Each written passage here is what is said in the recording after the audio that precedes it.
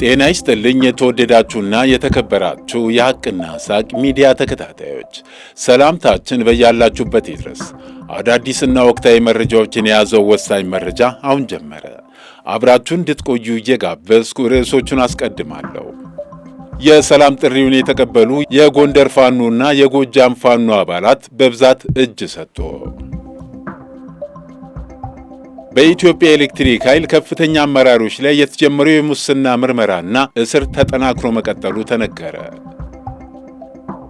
ኢትዮጵያና ናይጄሪያ በባቡር መስመር ሊገናኙ እንደሆነ ተገለጸ። ዓለም አቀፉ የወንጀለኞች ፍርድ ቤት በዳርፉር የጦር ወንጀል መፈጸሙን ባመነው የቀድሞ የጃንጃይድ ሚሊሻ መሪ ላይ የ20 ዓመት የእስር ቅጣት አስተላለፈበት። የሩሲያ ወታደራዊ አውሮፕላን ተከስክሶ በውስጡ የነበሩ 7 ሰዎች ሞቱ። የሰላም ጥሪውን የተቀበሉ የጎጃምና የጎንደር የጽንፈኛው አባላት በብዛት እጅ እየሰጡ እንደሆነ ተገለጸ። በምስራቅ ጎጃም ዞን በጎዛምን ወረዳ በፈንዲቃና በሊባኖስ አካባቢ ታጥቀው ሲንቀሳቀሱ የነበሩ 33 የፋኖ ቡድን አባላት ከነ ሙሉ ትጥቃቸው እጅ መስጠታቸውን የጎዛምን ወረዳ ዋና አስተዳዳሪ አቶ አለሙ ውበት ተናገሩ። ዋና አስተዳዳሪው የ6ኛ እዝ ዋና አዛዥ ሜጀር ጄኔራል ብርሃኑ ጥላውን በወረዳው የተለያዩ አካባቢዎች ባደረጉት የተጠናከረ ህዝባዊ ውይይትና ጀግናው መከላከያ ሰራዊትና የጸጥታ ኃይሉ በመቀናጀት እየሰሩ ባሉት የህግ ማስከበር ሥራ የተገኘ ውጤት መሆኑንም አስረድተዋል። አቶ አለሙ ሰራዊቱና የጸጥታ ኃይሉ በወረዳው እስካሁን ባደረጉት የህግ ማስከበር ዘመቻም ግንባታቸው ተቋርጦ የነበሩ የቸር ተክል አየር ማረፊያን ጨምሮ በርካታ የህዝብ መገልገያ መሰረተ ልማት ግንባታ ስራዎች በሚፈለገው ደረጃ እንዲቀጥሉና ለአገልግሎት ክፍት መሆን እንደቻሉም አስረድተዋል። በተያያዘ መረጃም የሰላም ጥሪውን የተቀበሉ የጎንደር የጽንፈኛው አባላትም እጅ እየሰጡ እንደሆነ ተነግረዋል። በማዕከላዊ ጎንደር ዞን ወገራ ወረዳ ነፍጥ አንግበው ሲንቀሳቀሱ የነበሩ የጽንፈኛ ቡድን አባላት የሰላም ጥሪውን ተቀብለው ለ10ኛ እዝ ክፍለ ጦር እጅ መስጠታቸውን ቀጥለዋል። የ10ኛ እዝ ቃኘው ክፍለ ጦር ዋና አዛዥ ኮሎኔል አዱኛ ማሞ እንደተናገሩት በጽንፈኛው አሰያየም የበጋሻው ክፍለ ጦር ሻለቃ አመራሮች ከነ አባላቶቻቸው የሰላምን መንገድ ተከትለው እጅ መስጠታቸው ለሰላም ያላቸውን ፍላጎት የሚያሳይ ነው ብለዋል። በእነሱ አሰያየም የጽንፈኛው ሻለቃ አዛዥ የነበረው አበበ ሽፈራውና ምክትል ሻለቃ አዛዡ ሸግነው ዘምነው የተባሉ በሰጡት ተመሳሳይ አስተያየት እስካሁን በተሳሳተ መንገድ ለሕዝባችንና ለሀገራችን ጠንቅ ሆነን መቆየታችን የተሳሳተ መንገድ መሆኑን ተረድተን በተደረገው የሰላም ስምምነት ሙሉ ኃይላችንን ከነትጥቁ ክላሽ 22 ኋላቀር መሳሪያ 3 ቦምብ 3 የወገብ ትጥቅ 8 ይዘን ገብተናል። ሕዝባችንን ለመካስም ከጸጥታ መዋቅሩ ጋር በጋራ እንሰራለን ብለዋል።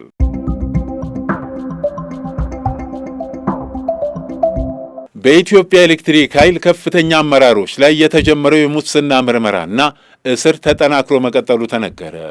በኢትዮጵያ ኤሌክትሪክ ኃይል ከፍተኛ አመራሮች ላይ የተጀመረው የሙስና ምርመራና እስር ተጠናክሮ መቀጠሉ ተነግሯል። ከቀናት በፊት በቁጥጥር ስር ከዋሉት 2 ከፍተኛ የሥራ ኃላፊዎች በተጨማሪ የከፍተኛ መስመሮችና ማከፋፈያ ጣቢያዎች ኦፕሬሽን ዘርፍ ዋና ሥራ አስፈጻሚ የሆኑት አቶ ሀብታሙ ውቤ በቁጥጥር ስር መዋላቸው ተሰምቷል። የክስ ዝርዝሩ 3ቱም ከፍተኛ አመራሮች ማለትም አቶ ሀብታሙ ውቤ፣ ኢንጂነር ሕይወት እሸቱና አቶ አንዱዓለም ሲአ በፌዴራል ፖሊስ የተጠረጠሩበት ዋና ወንጀል ከውጭ አገር ኮንትራክቶች ጋር በጥቅም በመተሳሰር ሀገር ማግኘት የነበረበትን ከፍተኛ ገቢ በማሳጣትና በከባድ የሙስና ወንጀል መሆኑ ተረጋግጧል። ተጠርጣሪዎቹ ፍርድ ቤት የቀረቡ ሲሆን ፖሊስ ምርመራውን ለማጠናከር ለታህሳስ 5 2018 ዓ.ም ቀጠሮ ተሰጥቷል።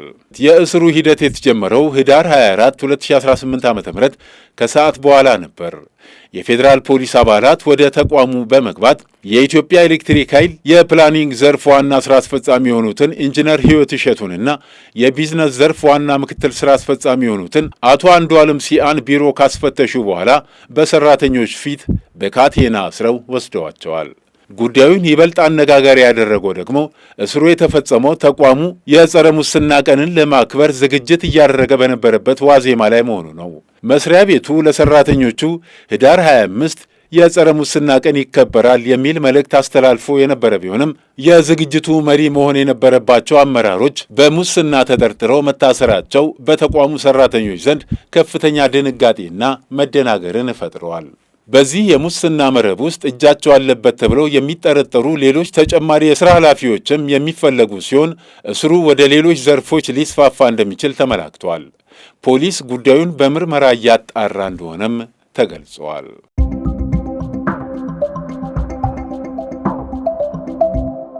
ኢትዮጵያና ናይጄሪያ በባቡር መስመር ሊገናኙ እንደሆነ ተገለጸ። በአፍሪካ ውስጥ ከፍተኛ የሕዝብ ብዛት ያላቸው ሁለት ሀገሮች የሆኑት ኢትዮጵያና ናይጄሪያ በኢትዮጵያ የትራንስፖርትና ሎጂስቲክስ ሚኒስቴርና በናይጄሪያ ኢንሳይት ዳይናሚክ ሪሶርስ በኩል የጋዝ በባቡር የኢኮኖሚ ኮሪደር ሽርክና ጀምረዋል። በአይዲአርና በአጋሮች ጥምረት የሚመራው የግሉ ዘርፍ ተነሳሽነት 40 ከሰሃራ በታች ያሉ የአፍሪካ ሀገሮችን የሚያገናኝ 73500 ኪሎ ሜትር የጭነት ባቡር ለመገንባት ያለመ ሲሆን ኢትዮጵያም እንደ አስተናጋጅ ሀገር ሆና ታገለግላለች። የባቡር መስመሩ በ5100 ከባድ ሎኮሞቲቭ ወደ 80,000 የሚጠጉ ልዩ የታንክ ክፍሎችና 100,000 ፉርጎዎች እንዲሁም አውቶቡሶች ላይ የሚገመት የሎጂስቲክስ ባቡሮች ይፈልጋል። ሙሳ ለቢር ሚትሪክስ እንደተናገሩት የፕሮግራሙ ዋጋ ከ500 ሚሊዮን እስከ 1 ትሪሊየን የአሜሪካ ዶላር እንደሚወስድም ይጠበቃል። የትራንስፖርትና ሎጂስቲክስ ሚኒስትር ዴኤታ ባሪኤ ሐሰን እንዳሉት ኢትዮጵያ ከክልላዊ ወደቦች ጋር ሊገናኙ የሚችሉ 5000 ኪሎ ሜትር የተነደፉ የባቡር መስመሮች አሏት። ምንም እንኳን 902 ኪሎ ሜትር ብቻ በስራ ላይ ቢቆይም ይህን ክፍተት ለመዝጋት የግል ኢንቨስትመንት አስፈላጊ ነውና ሽርክናው በአፍሪካ አህጉራዊ ነፃ የንግድ አካባቢ ትስስር ያለውን ግንኙነት ለማሳደግ ከሚደረጉ ጥረቶች ጋር የተጣጣመ ነው።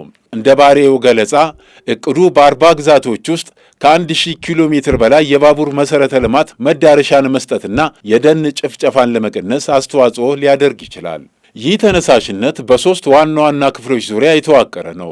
ራሱን የቻለ የባቡር መስመር ማምረትን ለማስቻል ከኤስኤምኤስ ግሩፕ ጋር የተገነባ አረንጓዴ የብረት ውስብስብነት ያለው የኢንዱስትሪ ፕሮግራም በብሎክቼን ላይ በተመሰረቱ የጭነት ስርዓቶች አማካኝነት የአንድ አፍሪካ ኔትወርክን ለማቋቋም ከሲመንስ ሞቢሊቲ ጋር በመተባበር ዲጂታል አጽምና ከዋብቴክ ኮርፖሬሽን ጋር የፊሊክስ ድራይቭ ባትሪ ኤሌክትሪክ ሎኮሞቲቭን ያካተተ የዲካርቦኔሽን እቅድ ንጹህ የኃይል ሎጂስቲክስን ለመደገፍና በእንጨት ነዳጅ ላይ ጥገኝነትን ለመገደብ ያለመ ነው።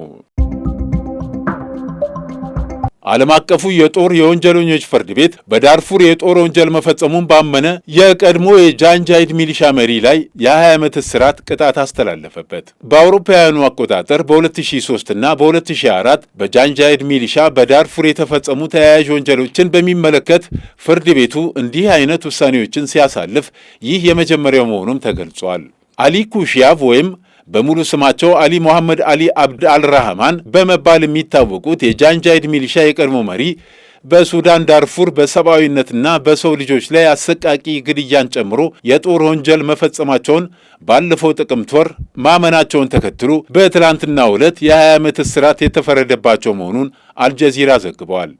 የቀድሞ የጃንጃይድ መሪ አሊ ኩሽያብ በንጹሐን ላይ ጥቃት መፈጸም፣ ግድያ፣ አስገድዶ መድፈር፣ ሰዎችን ማሰቃየት፣ ዘርፊያ፣ ንብረት ማውደም፣ ህገወጥ የሰዎች ዝውውርና በሃይማኖታቸው ወይም በብሔር ማንነታቸው የተነሳ በሰዎች ላይ ጭካኔ የተሞላባቸው ግፎችን መፈጸምን ጨምሮ በቀረቡባቸው 31 አይነት ክሶች በሁሉም ጥፋተኛ ሆኖ መገኘታቸውን የዓለም አቀፉ የጦር ወንጀለኞች ፍርድ ቤት ገልጸዋል።